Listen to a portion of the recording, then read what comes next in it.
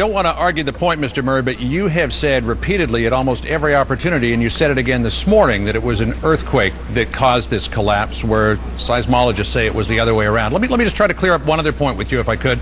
Was there retreat mining going on at your mine? There was no retreat mining going on at the time of the collapse. But you have been engaging in retreat mining, though. Previously, but the important point is it has no effect on what was going on at the time of the accident. There are 8 solid pillars of coal around the mine. These are things that other people have brought out. You folks can debate that kind of stuff. My job is to get these miners out, and I have been here at this mine around the clock to get them out as quickly as we can.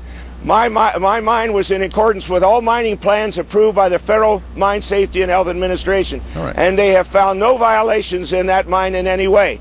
So I am focused on getting these men out. We have made no mistakes so far in getting them out, but it's a very slow process, and I hope we've done the very best job we can to administer the families. We've brought in bilingual interpreters. We've brought in the counselor from Mexico. We've had crisis management experts that we've hired to come in and help. And John, that's where my focus is, to get to these men.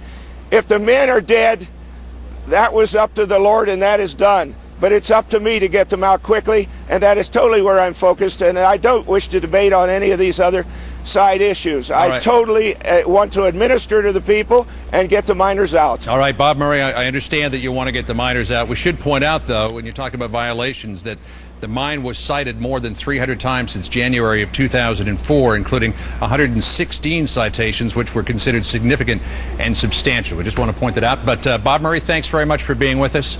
Good luck to you, sir, as you try to engage in these recovery efforts. Karen?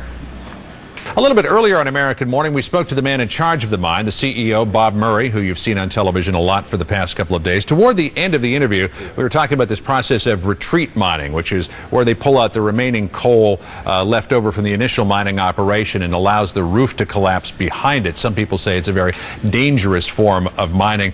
Bob Murray told me, he said that his mine was in accordance with all mining plans and said, quote, they have found no violations, to which I thought it was incumbent to respond that since January of 2004, in fact, that mine has been cited for 300 alleged safety violations, including more than 100 that have been found to be significant and substantial.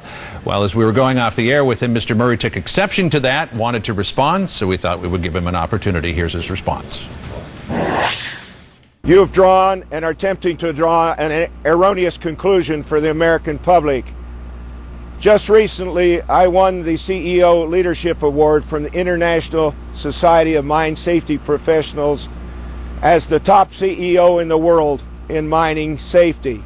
Secondly, all of our mining plans were approved by the Federal Mine Safety and Health Administration, and our mine is in compliance with all laws at the time of the accident.